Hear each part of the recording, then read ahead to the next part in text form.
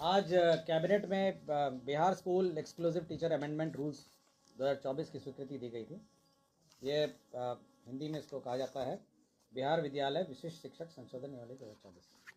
ये नियमावली जो है ये आपके जो नियोजित टीचर जो हैं वो जो परीक्षा लिख के सक्षमता पास करके विशिष्ट शिक्षक बनते हैं, ये उनसे संबंधित नियमावली है और जिसकी चर्चा समय समय पे सभी लोग करते हैं और अनेकों कयास सब लोग लगाते हैं, तो उसी से संबंधित ये नियमावली है। देखिए, इसमें दो तीन चीज़ें हैं जो नियमावली में हम लोगों ने मेजर संशोधन किए हैं। पहले तो है कि इसमें जो पूर्व में नियमावली थी उसमें केवल 3 परीक्षा लेने का ही प्रावधान था और विधानमंडल में सरकार की ये घोषणा थी कि 3 को बढ़ा के हम लोग 5 करें। तो सबसे पहला जो संशोधन हुआ है वो 3 से 5 करने का बात, तो ये विधानमंडल का जो घोषणा थी उसको इम्प्लीमेंट किया गया। दूसरा ये है कि उच्चतर निर्णय यह हुआ कि जो टीचर हैं जो जहाँ पर कार्य कर रहे हैं वो अब वहीं पे अपना योगदान देंगे।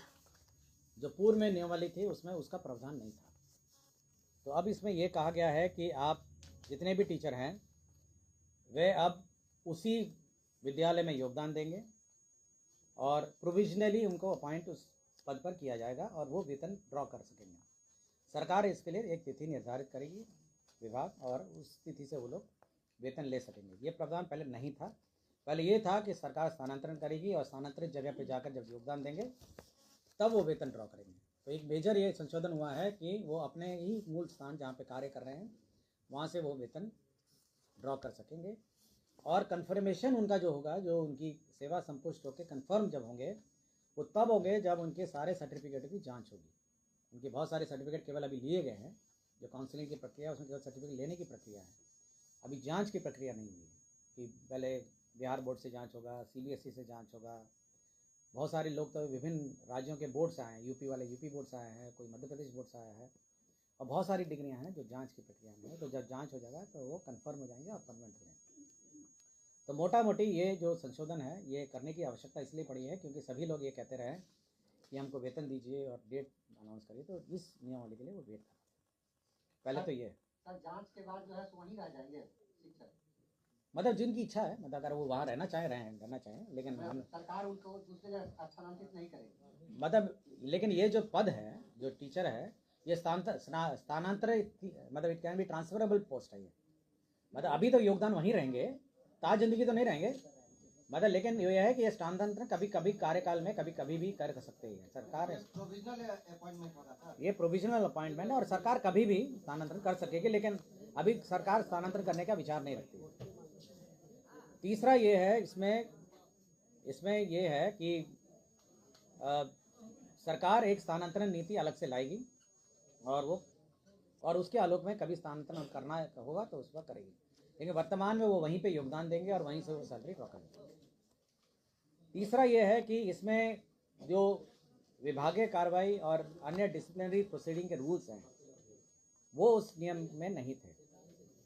तो अब ये है कि उसमें माइनर पनिशमेंट क्या होंगे, किस कारण से होंगे, मेजर पनिशमेंट्स क्या हैं, वो किस कारण से होंगे। जो सरकारी सेवा के जो नियमावली है वो इन पर लागू होगी। तो सारे नियम जो सरकारी सेवक पे नॉर्मली विभागीय कार्रवाई के लिए लागू होते हैं वो इन पर भी लागू होंगे।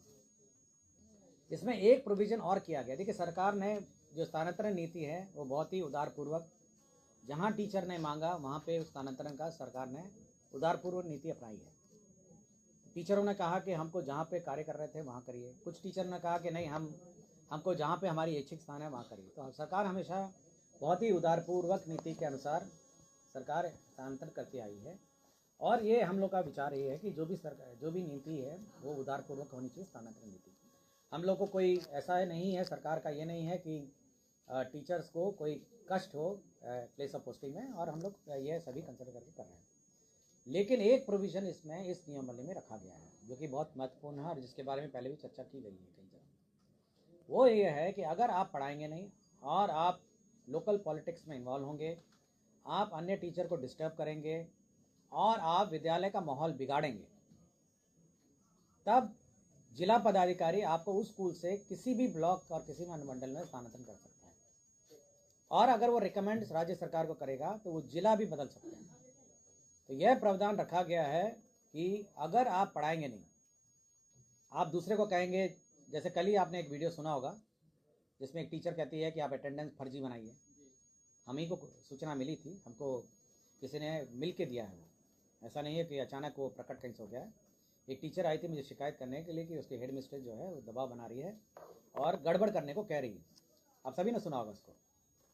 तो ऐसे बहुत सारे मामले आते हैं जिसमें जो बीपीएससी या जो अन्य टीचर हैं और जो बाहर के राज्य के टीचर हैं या जो सिंसियर टीचर हैं, सरकार का ये मानना है कि बहुत सारे सभी टीचर सिंसियर हैं, लेकिन कुछ टीचर जो है वो माहौल बिगाड़ते हैं, अन्य टीचर को पढ़ाने में रोकते हैं, रोका टोकी करते हैं और साथ ही साथ बहुत ही मतलब ये भी कह देते हैं कि भाई आपको पढ़ाने की क्या ज़रूरत है, या अटेंडेंस लगा के भाग जाना। ये प्रवृत्ति थोड़ी बहुत ही निकटतम वाले टीचरों में है, जहाँ जिनका घर बिल्कुल स्कूल से सटे है, अटेंडेंस लगाइए घर पहुँच जाइए। तो इस प्रकार की अगर प्रवृत्ति नोटिस की जाएगी तो जिला पदाधिकारी उनको उस स्कूल से स्थानांतरण कहीं पे भी कर देंगे जिले में, और अगर वो रिकमेंड करेगा तो जिला से भी बाहर जो डायरेक्टर हैं वो कर सकेंगे। सुना होगा उसको। तो ऐसे बहुत सारे मामले आते हैं जिसमें जो बीपीएससी या जो अन्य टीचर हैं और जो बाहर के राज्य के टीचर हैं या जो सिंसियर टीचर हैं, सरकार का ये मानना है कि बहुत सारे सभी टीचर सिंसियर हैं, लेकिन कुछ टीचर जो है वो माहौल बिगाड़ते हैं, अन्य टीचर को पढ़ाने में रोकते हैं, रोका टोकी करते हैं और साथ ही साथ बहुत ही मतलब ये भी कह देते हैं कि भाई आपको पढ़ाने की क्या ज़रूरत है, या अटेंडेंस लगा के भाग जाना। ये प्रवृत्ति थोड़ी बहुत ही निकटतम वाले टीचरों में है, जहाँ जिनका घर बिल्कुल स्कूल से सटे है, अटेंडेंस लगाइए घर पहुँच जाइए। तो इस प्रकार की अगर प्रवृत्ति नोटिस की जाएगी तो जिला पदाधिकारी उनको उस स्कूल से स्थानांतरण कहीं पे भी कर देंगे जिले में, और अगर वो रिकमेंड करेगा तो जिला से भी बाहर जो डायरेक्टर हैं वो कर सकेंगे। लेकिन यह किसी के विम्स एंड फैंसीज पे भी हम लोगों ने नहीं छोड़ा है। उसको 3 दिन का नोटिस दिया जाएगा, 3 कार्य दिवस का। टीचर साहब को जवाब देना होगा कि क्यों नहीं आपको उसके प्रखंड उसके जो स्थापित जगह है वहाँ से स्थानांतरण अन्य ब्लॉक में किया जाए या फिर जिला से बाहर किया जाए, यह उसको शोकॉस देना पड़ेगा और उस शोकॉस के आधार पर वो ऑर्डर होगा। नंबर 1, अगर वो शुद्ध है, जिला पदाधिकारी आदेश थे, तो अपील का प्रावधान है कि राज्य सरकार के स्तर पर सचिव महोदय डायरेक्टर के यहाँ अपील करेगा, और डायरेक्टर के अगर ऑर्डर से अशुद्ध है तो सचिव के स्तर पर अपील करेगा। तो अपील का भी प्रावधान है। ऐसा नहीं है कि हम लोग मतलब अराजकता की स्थिति है कि कोई किसी को ट्रांसफर करेगा, लेकिन हम लोग उसको शोकॉस पूछेंगे। डीएम के खिलाफ बोले डायरेक्टर जो निदेशक है एजुकेशन डिपार्टमेंट में, और निदेशक का जो अपील होगा वो सेक्रेटरी एजुकेशन के अपील में होगा। तो उसका अपील का भी हमने प्रावधान दिया है। मैं इस प्रावधान की बात कर रहा हूँ, ये जो स्पेसिफिक कि अगर आपको जो आपका जो पदस्थापित स्थान से अगर आप पाए गए कि सपोज आपका विरुद्ध कंप्लेंट हुआ कि आप स्कूल में पढ़ाते नहीं हैं, अटेंडेंस ला के भाग जाते हैं, तो कंप्लेंट करेगा पब्लिक का। अभी तो इसी में है, यही प्रावधान बाकी में भी लागू होंगे, लेकिन क्योंकि ये नियमावली संशोधन हो रही है तो अभी तक इसी को अभी तो इसी की नियमावली की बात कर रही है ना, अभी दूसरी नियमावली की बात नहीं हो रही है।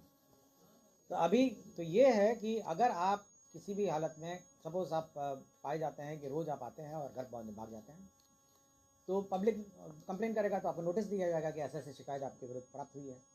तो आप उसके विरुद्ध आप जवाब देंगे कि नहीं, हम तो बिल्कुल लगातार पढ़ाते हैं, शिकायत गलत है, तो उसकी जांच होगी और उस पर ऑर्डर होगा। अगर ऑर्डर हो गया और आपके विरुद्ध हुआ तो आप अपील कर सकते हैं। तो अपील का भी प्रावधान हम लोगों ने 2 स्तर पर रखा है, इसलिए बिल्कुल एक हियरिंग का भी मौका दिया है। लेकिन यही है कि ये बहुत ही कम शिक्षक ऐसे होंगे जो इस दायरे में आते होंगे, लेकिन ज़्यादातर शिक्षक समय पर पढ़ाते हैं और रुचि लेके पढ़ाते हैं। बहुत ही कम शिक्षकों की कंप्लेंट आती है, लेकिन उनके लिए भी ये प्रावधान किया गया है कि अगर आप पढ़ाएंगे नहीं तो आपको अपने पदस्थापित स्थान से ट्रांसफर कर दिया जाएगा।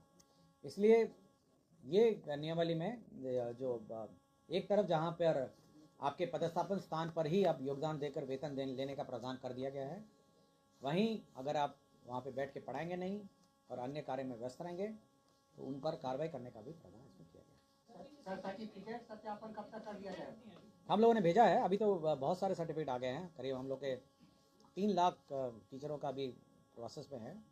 अभी तो खैर अभी तो केवल हम लोग सर्टिफिकेट प्राप्त कर रहे हैं काउंसलिंग में, और सैलरी तो हम लोग ज्वाइनिंग भी ले रहे हैं और सैलरी भी हम लोग ज्वाइनिंग कर ले रहे हैं। हाँ, विशिष्ट शिक्षकों की ये करीब होंगी आपको कॉम्पिटेंस टेस्ट पास कर आपको 3 लाख के आसपास है ये।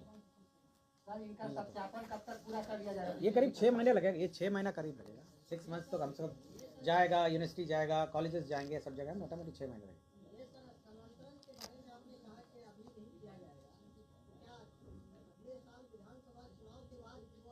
ये मैं नहीं बता सकता, ये मैं आपको नहीं बता सकता। मैं इतना ही कह रहा हूँ क्योंकि आप राज्यकर्मी है तो राज्यकर्मी तो स्थानांतरित होंगे, ट्रांसफरेबल होंगे, लेकिन वर्तमान में जो प्रावधान किए गए आप अपने स्कूल में ज्वाइन करेंगे और पढ़ाएंगे।